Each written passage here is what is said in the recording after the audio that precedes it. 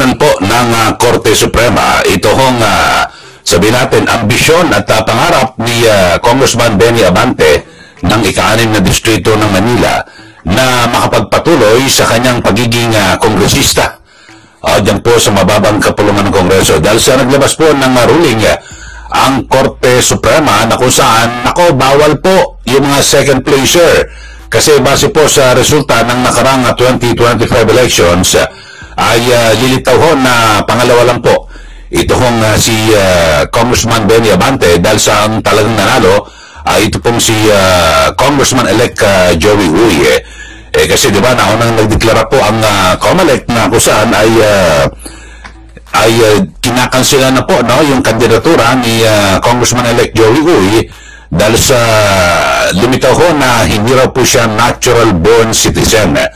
Pero ito, base po sa pinakahuling desisyon ng Korte Suprema, bawal yung ganyan na second placer. At dito sa kasong ito, halimbawa, yung kay Congressman-elect Joey Uy, kasi marami nung nagtatalo, bakit si Abante ang Abante sa Kongreso? Pero dito ho, at bagamat hindi ako abogado, pero base po sa ating pag-saliksik, kapag lumagpas po ng June 30, ngayon ilang araw na lang, ay matiko wala na pong wala na sa jurisdiksyon ng Commission on Elections o COMELEC ito pong si Congressman-elect Joey Uy sa halip ay yung kanyang kaso kung yung madesisyonan bago mag June 30 ay matiko yan mapupunta na yan sa House of Representatives Electoral Tribunal o yung HRET na kung saan kung ipagpapatuloy ho ni Congressman Benny Abante yung kanyang reklamo dito po ay yung pagdidiskwalipika kay Congressman-elect Joey Uy, din na po sa HRET at yung pag-question sa citizenship. At ang buo-buo ng HRET ay mga kongresista at may mga hukom din o justice mula po sa Korte Suprema. So ito ho mga kabuhayan at kasi meron na pong desisyon ang Supreme Court at yun ho sa mga second placer.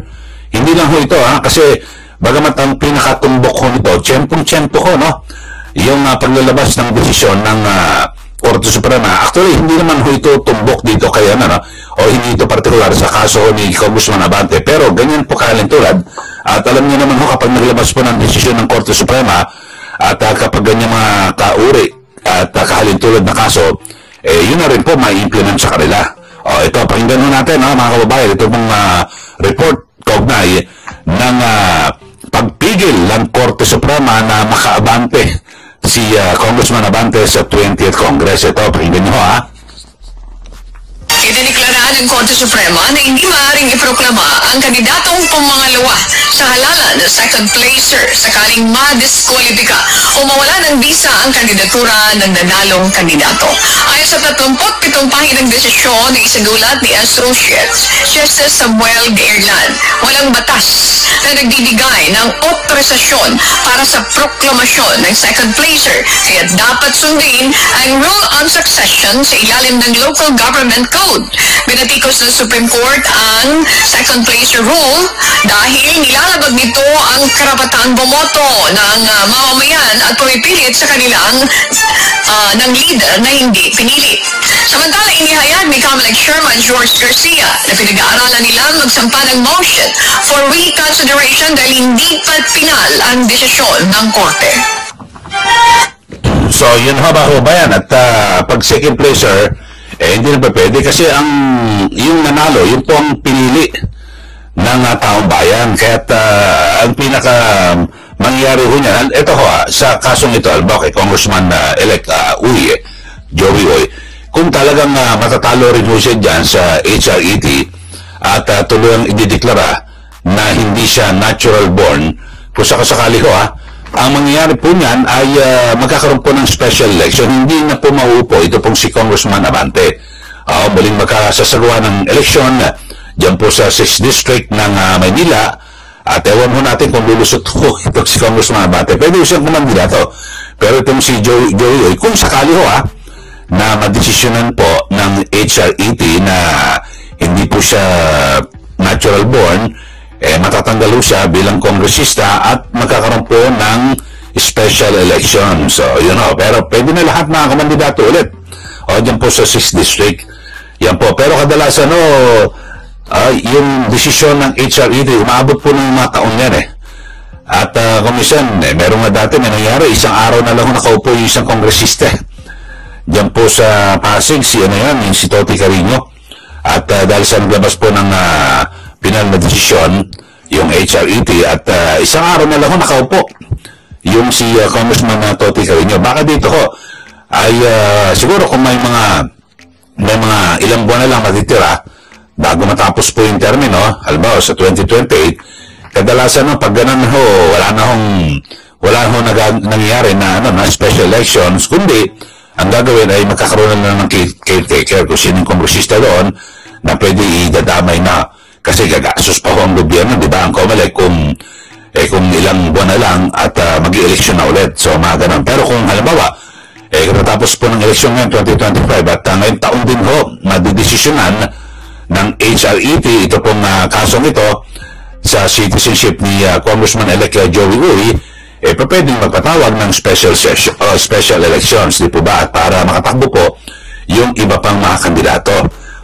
Pero dito sa mga pangyayari ito, kapag ganyan nangyari special elections, alam na natin mukhang mahirapan pa rin ito pong si Congressman Abante na makaabante.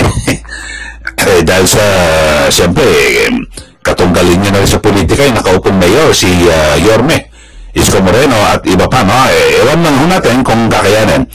Pero dito alam niyo nung lumabas po yung naging desisyon ng COMELEC, grabe yung pahayag po niya ni Congressman Abante na siya raw po ay vindicated dito po sa naging hakbang ng COMELEC. Ito, pakinggan natin, balikan lang natin yung naunang reaksyon ni Congressman Abante nang maglabas po ang COMELEC ng desisyon na diskwalipika at ibinasura yung kandidatura ni Joey Uy at siya raw po ang masusunod o susunod at magpapatuloy sa kanyang natungkulin bilang kongresista. Ito, balikan lang natin yung kanyang naunang pahayag. Of course, I was very, very happy about that. Para bang nabunutan ako ng tinik at pangalawa, at I was actually, vindicated. Vindicated. Kayo po ba ang nag-file ng disqualification case against Joey Uy? Yes, I did. Upon learning that he is actually a naturalized citizen. Okay, so sinasabi po ni Congressman Benny Abante na siya po ay vindicated at parang nabunutan ng tinik dito po sa naging desisyon ng COMELEC na kung saan ay siya po ang paupuin. Pero kaya lang, ano naman kaya ang kanyang reaksyon?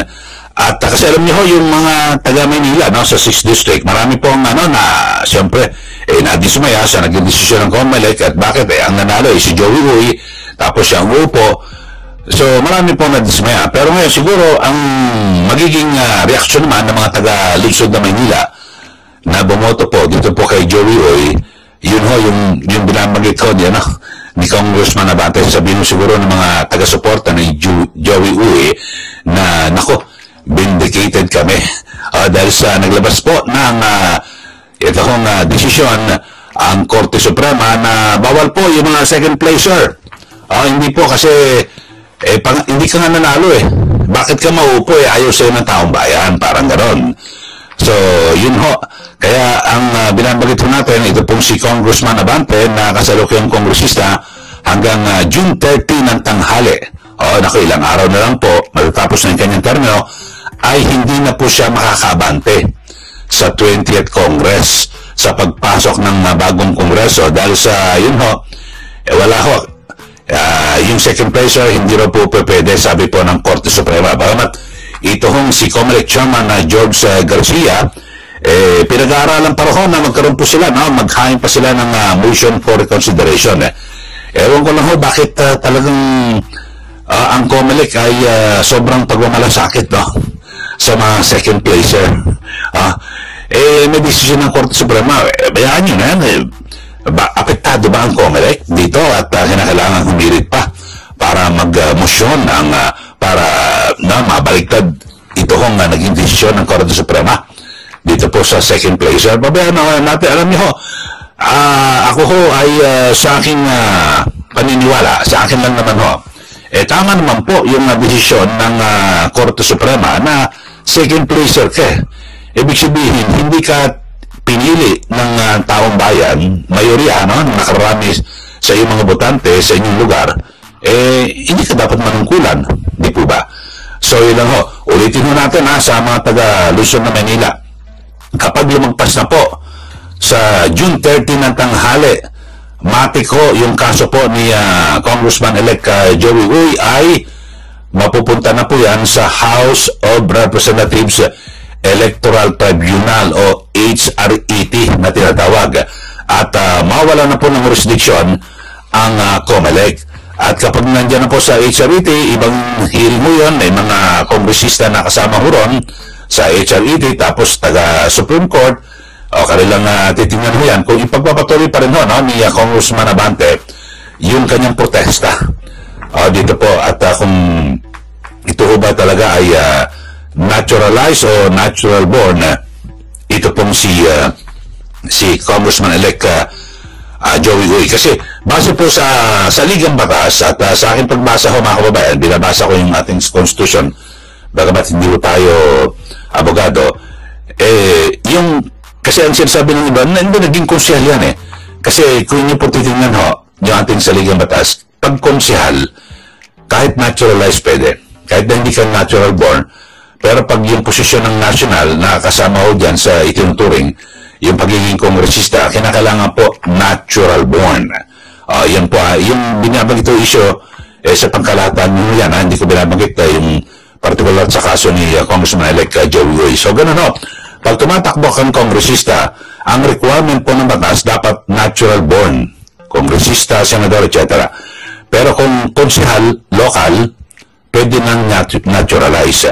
So, siguro, halimbawa, sino ba yung naturalized na import ng sa PBA, yung si Brownlee, pwede tumakbong konsehal yun kasi naturalized po siya. Pero, pag kongresista, iba usapan natural born. Pero ulitin natin yung kaso po ni Congressman-elect Joey Uy ay didinggin na po yan ng HRET. So, habang dinigyan ay magpapatuloy na po siya sa kanyang paglilingkod sa 6th District bilang kinatawan sa Kongreso dyan po sa Maynila. At hanggang sa matapos at magkaroon po ng pinal na desisyon kung siya po ay mapatalsik. At kung sakali na may oras pa at siya ay matatanggal sa pagiging kongresista dahil sa kung siya po ay hindi natural born citizen, magkakaroon po o magdadaos ng special election dyan po sa 6th District ng lungsod ng Manila.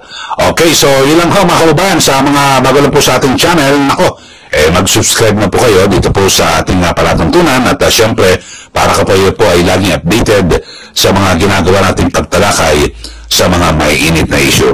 Okay, so maraming salamat po. Muli, ito po si Ka Eli. Magandang araw po sa ating lahat.